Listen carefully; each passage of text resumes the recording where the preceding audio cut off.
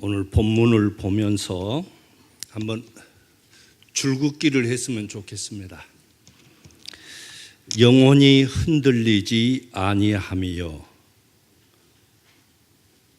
의인은 영혼이 기억되리로다. 7절에 가서 그의 마음을 굳게 정하였도다. 8절 그의 마음이 견고하여. 마지막 9절에 그의 의가 영구히 있고 그의 뿔이 영광 중에 들리로다. 오늘 저는 이 말씀 여러분이 들으실 때 좀 신경을 곤두세워야 이해할 수 있을 겁니다. 흔들리지 않고 영구히 기억될 수 있는 직분자들이 되기를 원하면서 이 말씀을 드렸는데, 시편 122편 6절로 9절에서 보면 누가 가장 견고하게 영원히 내가 세상을 떠난 이후에도 내 이름이 견고히 설 수 있을까? 가장 중요한 것은 예루살렘의 평안이다 말씀했습니다. 예를 들어서 교회가 평안하지 않고 분란이 생기면 이제까지 믿음의 선조들이 쌓았던 그런 공의로움과 또한 아름다운 역사가 다 사라져 버리기 때문입니다. 그래서 다윗이 122편 말씀에서 이런 말씀을 합니다. 예루살렘을 사랑하는 자에 대해서 말씀합니다. 누가 예루살렘을 사랑하느냐? 그러면 예루살렘을 먼저 생각하겠습니다. 이 에루라고 하는 것은 어떤 지역, 어떤 장소를 얘기합니다. 살렘은 우리가 잘 아는 샬롬과 같은 의미로서 평화로 얘기합니다. 그래서 성경에서 우리가 인사하는 것을 보면 샬롬 합니다. 성경의 핵심이 뭔가?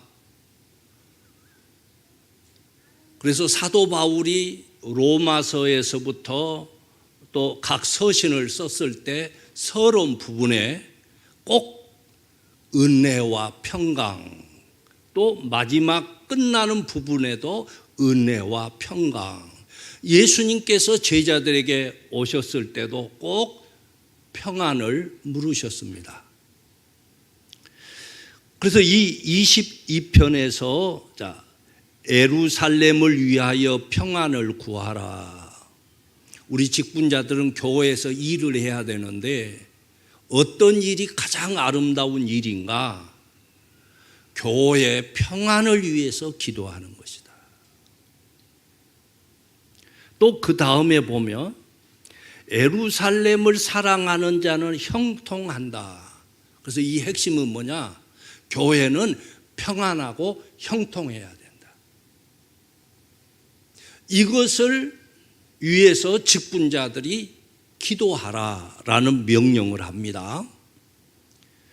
우리가 예루살렘인 교회를 사랑할 때 그 안에 출석하는 교인들도 형통하다. 그것이 122편의 내용입니다. 그러면서 마지막 부분에 여호와 우리의 하나님의 집을 위하여 내가 너를 위하여 복을 구하리로다. 오늘 우리는 교회와 내 개인을 분리해 놓고 생각할 때가 많이 있습니다. 그리고 우리의 형통을 위해서 기도할 때가 많습니다. 그런데 가장 중요한 것은 직분자들은 내가 이 땅에서 어떤 복을 누리고 살 것인가, 내 가정과 내 자녀들이 어떻게 형통할 것인가, 그것이 기도의 제목이 되어서는 안 된다라는 말씀입니다. 중요한 것은 하나님의 교회가 평안해야 나의 형통을 구하지 않아도 하나님이 이 예루살렘을 통해서 우리에게 평강 주시고 형통케 해 주시겠다 말씀합니다. 그러면 교회를 사랑하는 사람이 어떤 사람일까?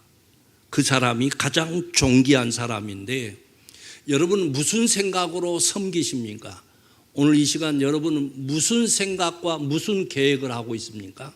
사람은 어떤 해변가에 벤치가 있는데 거기에 두 사람이 앉아 있습니다.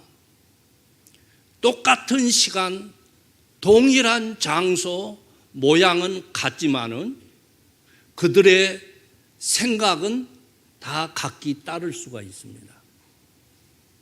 오늘날 하나님의 교회에서 헌신한다는 사람 참 많습니다. 같은 교회에서 같은 시간에 같은 직분을 가지고 섬길 수도 있습니다. 그러나 중요한 것은 무슨 생각으로 하느냐. 이사야 32장 8절에 보면 존귀한 자는 존귀한 일을 계획하나니 존귀한 자는 그는 항상 존귀한 일에 서리라. 가장 믿음 좋은 사람이 누군가 하니 교회를 평안하게 하는 사람입니다.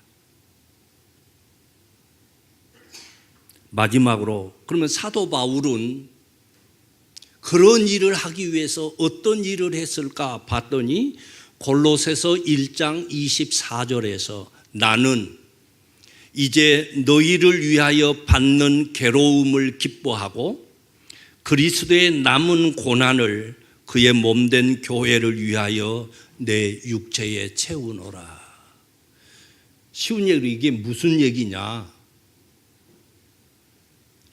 교회가 나 때문에 껄끄러우면 안 된다는 것입니다. 나 한 사람 때문에 교회의 평안이 사라질 수가 있습니다.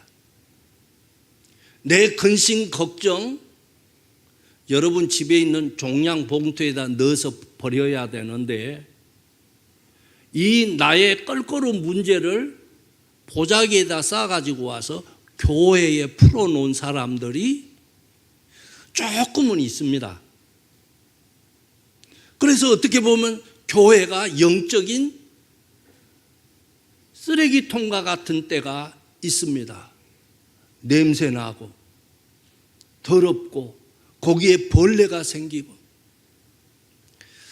제가 한 20여 년 전에 저기 목포 옆에 있는 무안이 있습니다. 그 무안 연합재직회 부흥회를 하는데 제가 거기 강사로 갔는데 새벽 기도를 마치고 거기에 관리 집사님이 새벽부터 투덜투덜합니다. 그래서 제가 그냥 지나갔으면 됐을 텐데 집사님이 왜 그러십니까? 그때가 언제냐? 쓰레기 봉투 종량제가 처음 나왔을 때 일입니다. 교인들이 자기 집에 있는 쓰레기를 모아가지고 새벽 기도 올 때 거기다 딱 갖다 놓습니다. 왜 갖다 놓겠습니까? 치워주라고. 자기 종량봉투 살려면 돈 들지 않습니까? 교회는 주일날 보면 쓰레기가 많으니까 사찰 집사님이 다 정리하거든요. 여러분, 내 가정에 있는 쓰레기도 문제지만 내 개인사에 내 마음에 어떤 문제를 교회를 가지고 와서 교회에서 해소하고 교회에서 풀려고 할 때가 있습니다. 그런데 오늘 이 사도 바울이 골로새서 1장 24절의 이 의미는 뭐냐? 내가 교회에 이런 아픔과 냄새 나는 것이 있으면 내가 싸가지고 가서 내가 힘들어도 괜찮다. 여러분, 이런 사람의 의가 영원히 서 있는 것입니다. 그것이 하나님의 교회 예루살렘이기를 성경은 원하고 있습니다. 다시 봅니다. 나는 이제 너희를 위하여, 골로새 교회를 위하여 받는 괴로움, 교회 때문에 내가 힘들고 어려운 일이 있습니다. 그런데 이 괴로움이 나는 기뻐하고, 왜 기뻐하겠습니까? 속상한데. 여러분, 그렇게 해야 교회가 평안해진다는 그런 의미입니다. 그러면서 그리스도의 남은 고난을 그의 몸된 교회를 위하여 내 육체에 채우노라. 그래서 앞으로 교회 안에 어떤 껄끄러운 쓰레기가 있으면 우리 직분자들은 다 주머니에다 넣어가지고 여러분 집에 가시다가 다 정리하고, 여러분이 힘들고 괴롭고 내 몸에서 냄새가 나도 하나님의 교회를 위해서 그것도 기쁨으로 여기라. 이게 사도 바울의 권면입니다. 우리 직분자들이 그 역할을 잘 감당함으로 이 옥인 교회 예루살렘의 평안이 우리 직분자들과 우리 성도들에게 형통이 되기를 주님의 이름으로 축원합니다.